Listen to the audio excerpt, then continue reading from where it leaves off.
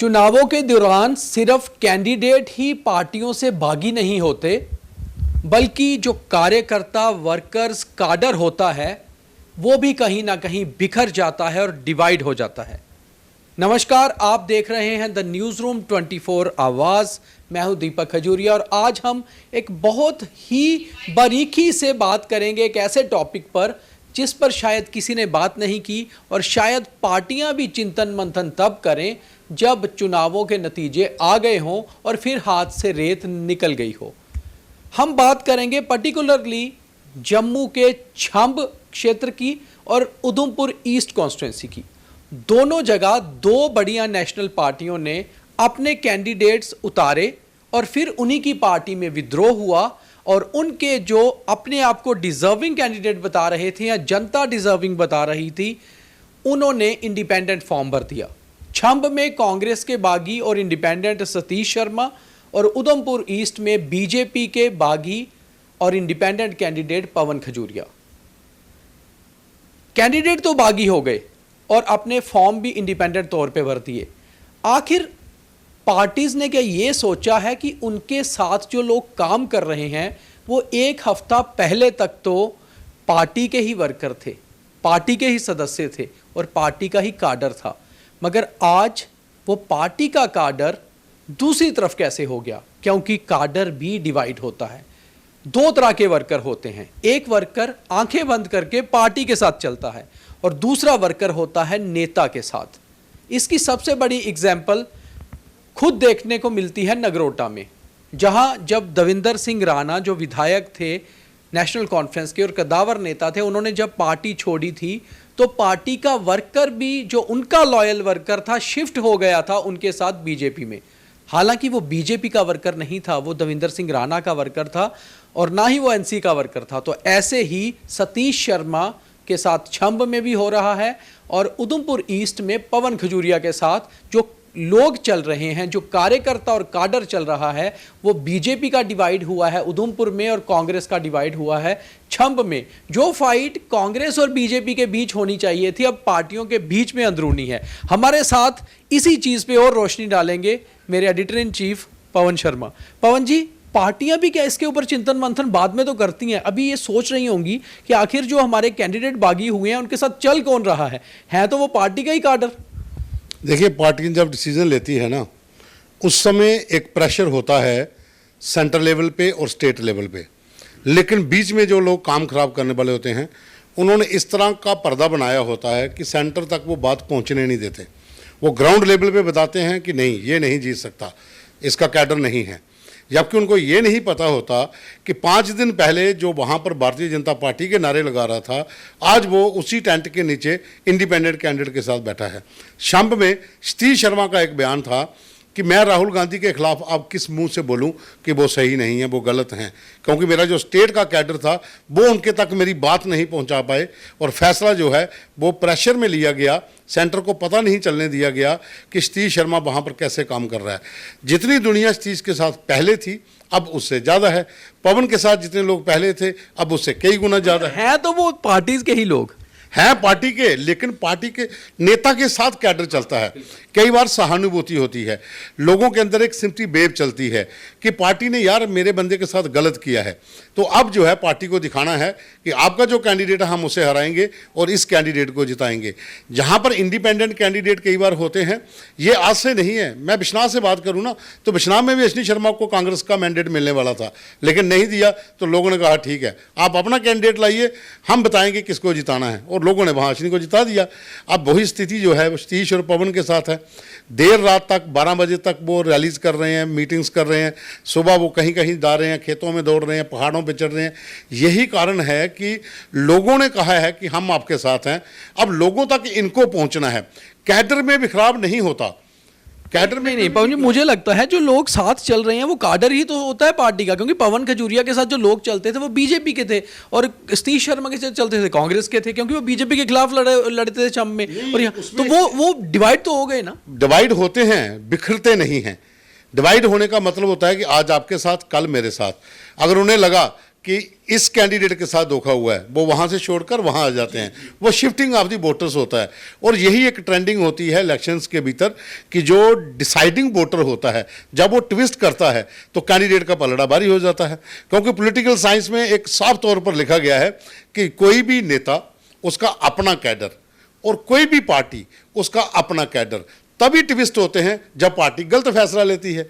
तो यहाँ पर दो जगह पर गलत फैसले हैं, तो यहाँ पर डबल ट्विस्टिंग हुई है, पार्टी कैडर की भी और नेता के अपने कैडर की भी।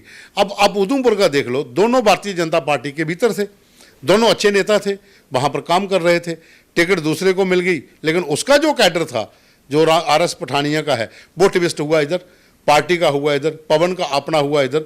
अब वो लॉयल कैडर जो होता है भारतीय जनता पार्टी का, वो एक साइड पे रह जाता है कि कैंडिडेट कोई भी आए, हमने तो फूल को मोहर लगानी है, हमने हाथ को मोहर लगानी है। तो वही स्थिति शांब में है। शांब में सतीश का अपना कैडर और पार्टी का वो कैडर जो उसके पिता के साथ चलता आया था, वो सतीश की तरफ ट्विस्ट हो गया, और साथ में सतीश को ये जितला दिया लोगों ने कि आपके साथ गलत हुआ है, हम आपके साथ हैं। ऐसे में सबसे बड़ी बात यह होती है कि पार्टीज भी नोटिस कर रही होती हैं कि उस कॉन्स्टिट्यूंसी के बीच में हमारे कितने कार्यकर्ता थे, क्योंकि काडर पार्टीज को बनाता है, पार्टीज काडर को नहीं बनाती। कोई भी पार्टी जो नेशनल पार्टी होगी, शायद उनके नेताओं को पता ही नहीं होगा कि हमारा छंब में या उधमपुर ईस्ट में वर्कर कितना है, और कौन सा वर्कर ऐसा है जो 3-4 पीढ़ियों से चला आ रहा है, वो कितना वोट हमें डलवा सकता है। और काडर बहुत ज़रूरी इसलिए होता है क्योंकि काडर के लोग वो लोग होते हैं, कार्यकर्ता वो होते हैं जो गलियों से वोटर को निकालकर पोलिंग स्टेशन तक लेकर जाते हैं। पवन जी, ये बात पे आप मानेंगे ना कि पोलिंग स्टेशन तक वोटर को लेकर कार्यकर्ता जाता है? देखो, भारतीय जनता पार्टी ने इस बारे में ना अपनी स्ट्रेटजी जो बनाई होती है, वो पन्ना प्रभारी, पन्ना प्रमुख, बूथ लेवल पे गांव-गांव में 10-10 लोगों की टीम होती है। वो टीम आम वोटर को बूथ तक लाती है और उनको प्रेरित करती है कि हमारी पार्टी को वोट दो। कांग्रेस के पास वो चीज़ नहीं है। कांग्रेस के पास जमाने में सेवा दल हुआ करता था, सेवा दल था, लेकिन सेवा दल वो उस लेवल पे काम ही नहीं कर पाया, वो उनके भाजपा के आगे टिक नहीं पाया। हाँ, इसमें एक चीज़ और होती है कि कोई भी विधानसभा हो, आज सपोज करिए शंभ विधानसभा है, शंभ विधानसभा में रसूख किसका था? मदन लाल का। शिफ्ट कहाँ हुआ? ताराचंद पर। अब ताराचंद और मदन शर्मा दोनों के अपना अपना वोटर था, लेकिन अब लोगों ने डिसाइड किया नहीं, ताराचंद ने इस बार गलती की, उनको सतीश को टिकट लेने देनी चाहिए थी। हालांकि पार्टी का फैसला ताराचंद के हक में आया। जो पार्टी का कैडर था, जो चाहता था कि ताराचंद को टिकट मिले, वो तो साथ रहेगा, लेकिन जो पार्टी का एक ऐसा कैडर होता है जो जिसे हम पन्ना प्रभारी वगैरह कहते हैं ना, वो एक अलग साइड पर रह जाते हैं। जो आम वोटर होता है, जिसको घर से बाहर निकलना है, उसके मन में ये आता है कि नहीं, इसके साथ गलत हुआ है। वही स्थिति अब उधमपुर में है। उधमपुर में भी ऐसे ही लोग जो बाहर निकले हैं, क्योंकि वोटर का क्या है, वोटर को ये लगता है कि मैंने तो भारतीय जनता पार्टी को वोट देना था, अगर पवन आता तो उसको देना, अब पवन इंडिपेंडेंट, इसको देंगे। और जब बेब बन जाती है ना, फिर लोग कहते हैं कि उधर देने का फ़ायदा नहीं, हार जाएंगे, इसको ही जिताओ। तो वो अब बेब बन चुकी है, क्योंकि जो आपकी पार्टी के नेता होते हैं, नेताओं की जो एक कैडर होता है नीचे तक, ब्लॉक लेवल से लेके घर मोहल्ले से लेके पार्टी के हेड ऑफिस तक का, उसका काम होता है आम वोटर को कन्वीनियंस करना, उनको मोटिवेट करना कि पार्टी के प्रति आप वफादारी करो और वोट डालो। जब वो उनके पास जाते हैं तो वो कहते हैं कि आपकी पार्टी का डिसीजन ही गलत है, तो वहाँ पर स्थिति जो है वो बिगड़ती है। और इस बार जम्मू में, खास करके जम्मू संभाग में, ये 1-2 विधानसभा की हम बात कर रहे हैं ना, 2 की 2-3 विधानसभा और उनके ऊपर फिर बात करेंगे, वहाँ पर भी ऐसी ही स्थिति बन चुकी है।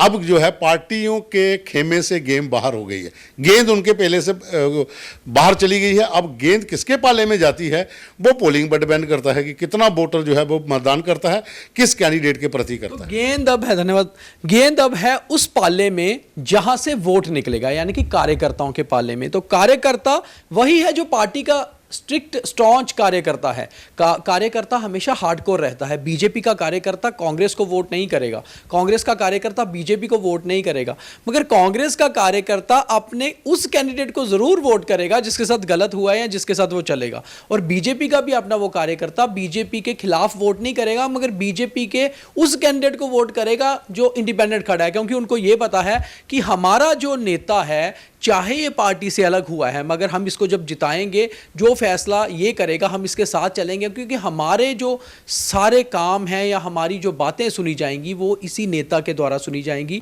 इसलिए नेता के साथ काडर चलता है, और नेता जब अलग होता है, पार्टी से अलग निशान पे चुनाव लड़ता है, तो काडर भी उस निशान के साथ चलता है। इसलिए दो बड़ी नेशनल पार्टीज को जम्मू की खास तौर पे 2 कॉन्स्टिट्यूएंसीज में इस अपने काडर में डिवीजन देखने को मिल रहा है। और फिलहाल पार्टियां सब कुछ देखकर भी आंखें मूंद के बैठी हैं, क्योंकि अब वो कर कुछ नहीं सकती। नॉमिनेशन खत्म हो गए, फॉर्म भरे जा चुके हैं, प्रचार हो रहा है, सिर्फ वोट डाला जाना है। और इंतजार तब तक होगा 8 अक्टूबर तक, जब तक कि रिजल्ट नहीं आता। रिजल्ट के बाद फिर अगला फैसला होगा कि हुआ क्या था और क्यों हुआ था। चिंतन मंथन तो होता रहेगा, मगर ये चीज है कि काडर नेता के साथ चलता है और डिवाइड भी होता है। तो बहुत धन्यवाद। हम आपको हमारे कार्यक्रम अच्छे लगते होंगे तो उसे शेयर ज़रूर करिए, ताकि ज़्यादा लोगों तक हमारी आवाज़ पहुंच पाए और हमारी आवाज़ के ज़रिए ये पहुंच पाए कि आखिर हो क्या रहा है। बहुत धन्यवाद।